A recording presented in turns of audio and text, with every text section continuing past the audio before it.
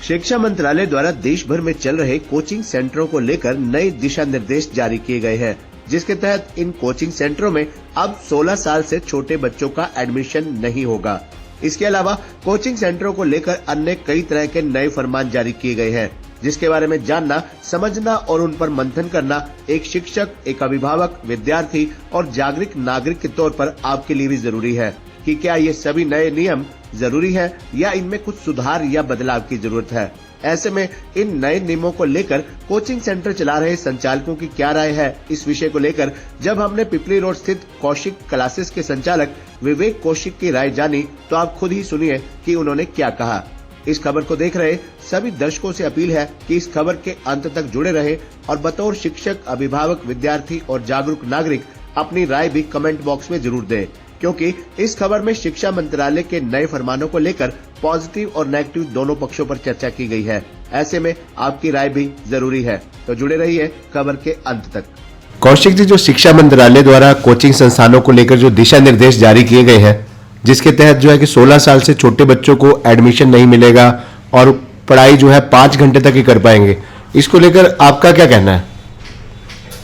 देखिए, सबसे पहले तो आप लोगों के चैनल के माध्यम से मैं बताना चाहूँगा कि हमारे देश का जो शिक्षा प्रणाली रही है, प्राचीन भारत की, जिसे मैं कहना चाहूँगा, इंडिया नहीं नाम लेना चाहूँगा, वो बहुत अच्छी, सुदृढ़ और बहुत ही एक कारगर साबित हुई है, जिसका डंका आज पूरे वर्ल्ड के अंदर बजता है। पूरा वर्ल्ड जो है आज हमारी प्राचीन शिक्षा प्रणाली से प्रभावित है और उसी से प्रेरित होकर वो अलग अलग तरह की स्कीम्स चलाते हैं। देखिए, आज समाज में कुछ वर्ष पूर्व, अगर मैं एक लाइन आपको बोलूं कि कुछ वर्ष पूर्व जो हमारे समाज की गुणवत्ता के अंदर अगर कोई कमी आई है, तो उसका सबसे बड़ा कारण जो मैं मानता हूं वो ये रहा कि कुछ वर्ष पहले गुरु के हाथ से छड़ी छीन ली गई। आप सब लोग, हम लोग उसी छड़ी के डर से इतने अच्छे से हमारे गुरुओं ने हमें एक वृक्ष को रोपित किया है, जो पूरे समाज को आईना दिखाने का काम करते थे, पूरे समाज को अपनी योग्यता के से महका देते थे।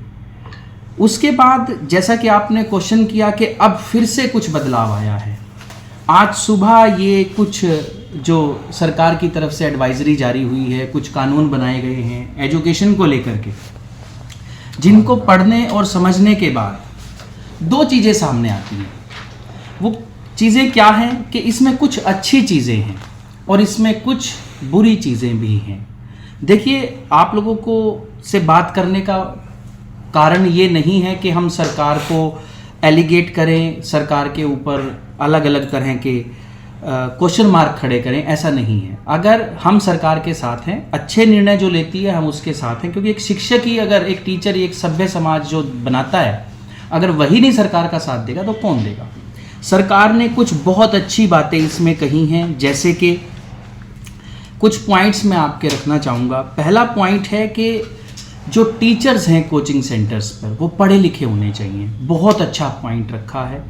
आज बहुत सारे कोचिंग सेंटर ऐसे हैं जो वैसे ही किसी स्कूल में 12th पास इस तरह के टीचर्स को रख लेते हैं कुछ पैसे बचाने के लिए और अपना काम चलाते हैं, जिससे कि कुछ बच्चों का भविष्य खराब होता है। बाकायदा इस तरह से वेबसाइट पर भी सरकार ने भी कहा, और ये हमारा पैम्पलेट है, इस तरह से हर टीचर की क्वालिफिकेशन हर पेरेंट्स के सामने जानी चाहिए, ताकि वो जान सके कि उनका बच्चा किन हाथों में है, उसको कौन टीचर पढ़ा रहा है, उसकी क्वालिफिकेशन भी कुछ है या नहीं है। ये बहुत अच्छा एक पॉइंट है। दूसरा है कि समय सीमा तय की जाए।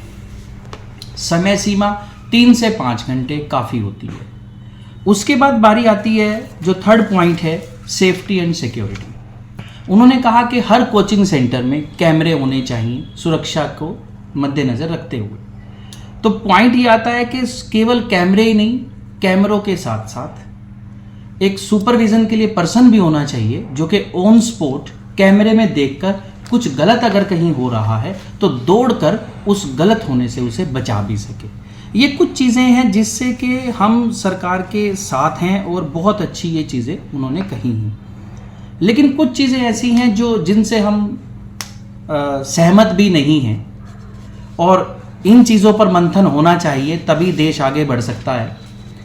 अच्छी चीज़ों की सराहना होनी चाहिए। जैसा कि यहाँ लिखा गया है कि 10वीं कक्षा से पहले आप ट्यूशन या कोचिंग नहीं दे सकते, जो कि गलत है। अगर आप एक वृक्ष को, एक बीज को मिट्टी में डाल देंगे और उसको पानी नहीं देंगे और आप कहेंगे कि पहले इसे बड़ा होने दीजिए फिर हम उसको पानी देंगे, तो ये मुझे कोई ठीक नहीं लगा। क्योंकि जो एक बच्चे का माइंड जो डेवलप होता है वो 8वीं 9वीं 10वीं क्लास से डेवलप करता है। अगर उस समय पर उसे अच्छी शिक्षा नहीं मिलेगी तो कब मिलेगी?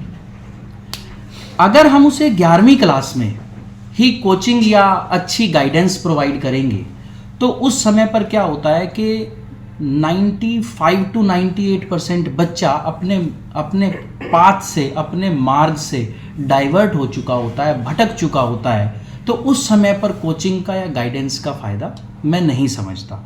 इसीलिए मेरा मानना है कि बाकी बातें बहुत अच्छी हैं कि बच्चे के ऊपर स्ट्रेस ना आए, सब कुछ अच्छा है, लेकिन एक चीज़ गलत है। जो बच्चे आगे बढ़कर कुछ करना चाहते हैं उनकी नींव जो है वो 8वीं 9वीं 10वीं से ही मजबूत होती है। उस सरकार को इस बारे में सोचना चाहिए। ये पॉइंट सरासर गलत है। कौशिक जी, जैसे आपने बड़ी अच्छी बात कही कि 8वीं और जो 8वीं से लेकर 10th तक की जो कोचिंग है वो बंद नहीं होनी चाहिए, क्योंकि काफ़ी देखने में काफ़ी पेरेंट्स ऐसे भी होते हैं जो खुद बड़े कम पढ़े लिखे हैं लेकिन उनकी इच्छा होती है कि उनका बच्चा उच्च शिक्षा ग्रहण करे।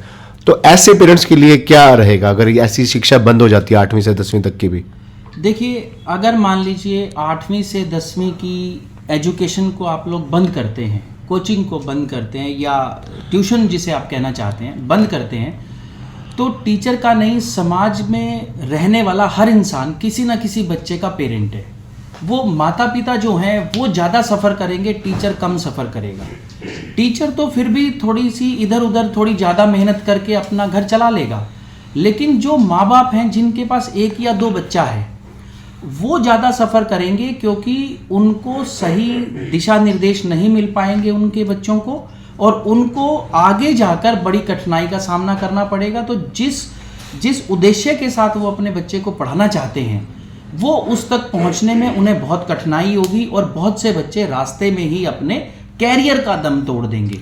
एक बड़ी बात ये भी कही गई है कि जो छात्र बीच में कोर्स छोड़ते हैं उन्हें फीस वापस लौटानी पड़ेगी कोचिंग सेंटर को। ये तो होना चाहिए। ये इस बात में मैं सरकार के साथ हूँ। अक्सर मैंने देखा है कुछ कोचिंग सेंटर ऐसे हैं शुरू में ही सारी फीस, मैं कहना चाहूँगा, ऐंठ लेते हैं जी। लेकिन वो जैसे ही बच्चे को कुछ अगर समझ नहीं आता और बच्चा छोड़ के जाता है तो वो लड़ने लगते हैं या ये बोल देते हैं कि फ़ीस तो रिफंड नहीं होगी।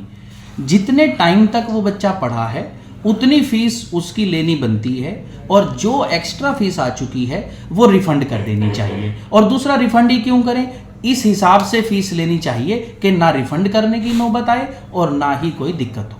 एक कौशिक जी, सबसे बड़ा सवाल ये बनता है कि जब स्कूलों में बच्चे पढ़ रहे हैं, शिक्षा ग्रहण कर रहे हैं, पूरा टाइम दे रहे हैं, उसके बाद आखिर कोचिंग की जरूरत क्या पड़ती है? देखिए, ये एक कंट्रोवर्शियल क्वेश्चन हो गया। अभी तक हम सरकार के पहलुओं पे बात कर रहे थे, जो अच्छे या बुरे पॉइंट्स उसने रखे, लेकिन ये एक पॉइंट ऐसा है जिसके बारे में मैं भी कई बार सोचता हूँ। हम मानते हैं कि स्कूल बच्चे जाते हैं, लेकिन ये कहीं ना कहीं आप लोगों को ही इसका जवाब समाज में देना चाहिए कि स्कूल जाने के बाद बच्चों को क्या ज़रूरत पड़ी। कहीं ना कहीं हमारे सिस्टम में कोई कमी रहती है जिस वजह से बच्चा स्कूल में ना जाकर उल्टा टीचर्स के घर पे पढ़ने जाता है। चलिए, तो कोचिंग सेंटर है, हमारा कोई टीचर स्कूल में नहीं जाता, most of the coaching centre का कोई टीचर स्कूल नहीं जाता, लेकिन आप मोस्टली देख लीजिए जो स्कूल में प्राइवेट टीचर पढ़ा रहे हैं उसी के स्कूल के सारे बच्चे उनके यहाँ ट्यूशन पढ़ने जाते हैं। ऐसा क्यों? अगर हर टीचर, मैं टीचर से भी कहना चाहूँगा, अगर हर टीचर स्कूल में ही अच्छा पढ़ा दे तो ना कोचिंग की ज़रूरत है और ना ही ट्यूशन की ज़रूरत है। फिर बात आती है कि कोचिंग और ट्यूशन में फ़र्क क्या है। देखिए, ट्यूशन होती है स्कूल लेवल पे पास होना और कोचिंग होती है कॉम्पिटिटिव एग्ज़ाम के अंदर बैठकर अपने कैरियर को सफलता के शिखर पर ले जाना। मैं कुरुक्षेत्र में रहता हूँ। कुरुक्षेत्र में कौशिक क्लासेस के नाम से मेरा सेंटर है। कुरुक्षेत्र, कैथल, करनाल, जींद, और अगर हम बात करें अंबाला, यमुनानगर, ये मेरे नियर बाय के डिस्ट्रिक्ट्स हैं।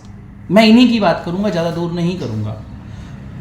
बहुत कम 1 या 2 ऐसे स्टूडेंट हैं जो रेगुलर केवल स्कूल में गए हों और उनका नीट क्लियर करके, आईआईटी क्लियर करके, जेई मेंस क्लियर करके एनआईटी, आईआईटी और एमबीबीएस में एडमिशन हुआ हो।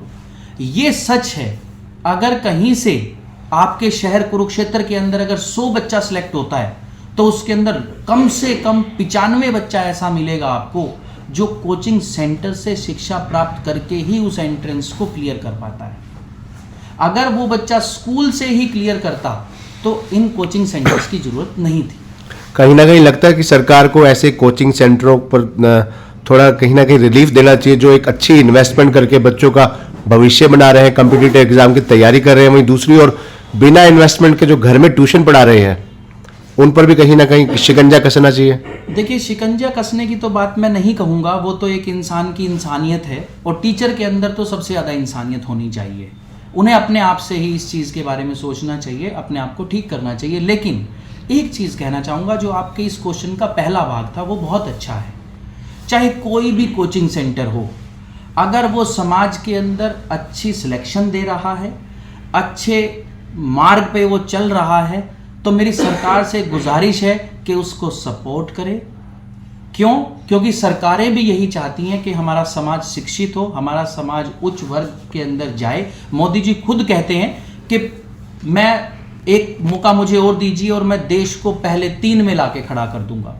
तो मोदी जी को भी या सरकार को भी हमारा साथ देना चाहिए कि अगर कोई कोचिंग सेंटर अच्छे रिजल्ट दे रहा है तो वो समाज में शिक्षित वर्ग को एक बहुत अच्छे तरीके से खड़ा कर रहा है, तो उसको सरकारों को भी सपोर्ट करना चाहिए, कहीं ना कहीं उनकी पीठ थपथपानी चाहिए ताकि वो और मेहनत करें और हमारे समाज के और बच्चों को भी शिक्षित करें। कुल मिलाकर कौशिक साहब यही कहना चाहते हैं कि जो बच्चे कॉम्पिटिटिव एग्जाम क्लियर करना चाहते हैं, भविष्य में आईएएस, आईपीएस बनना चाहते हैं, इंजीनियर बनना चाहते हैं, उनके लिए बेस 8वीं से लेकर 10वीं तक है, उसे जारी रखना चाहिए। देखिए, एंट्रेंस जो है 11वीं और 12वीं के बेस पे होता है, 11-12 के बेस पे, लेकिन फिर भी जो नींव है वो 9वीं 10वीं 8वीं भी अगर सरकार छोड़ना चाहे तो छोड़ सकती है, लेकिन 9वीं 10वीं से, ये मेरा सुझाव है जी। और इस पे सोचना भी चाहिए समाज को कि 9वीं 10वीं से तो जरूर से जरूर इस पे पाबंदी नहीं लगानी चाहिए, हटा देनी चाहिए। और इसकी जो सबसे बड़ी दिक्कत आने वाली है वो पेरेंट्स को आएगी, टीचर्स को नहीं आएगी। जब उनको लगेगा कि उनके बच्चों को वो रास्ता कैसे दिखाएं, उनके बच्चे को वो बार बार रिवीजन कैसे करवाएं, इस समस्या का सामना जो है टीचर नहीं करेंगे। आज तो समाज में लग रहा है कि कोचिंग सेंटर्स के ऊपर तलवार है, लेकिन आप 6 महीने के बाद इसका असर देखना, पेरेंट्स परेशान हो जाएंगे कि हम अपने बच्चे को बेहतर से बेहतर शिक्षा कैसे दिलाएं।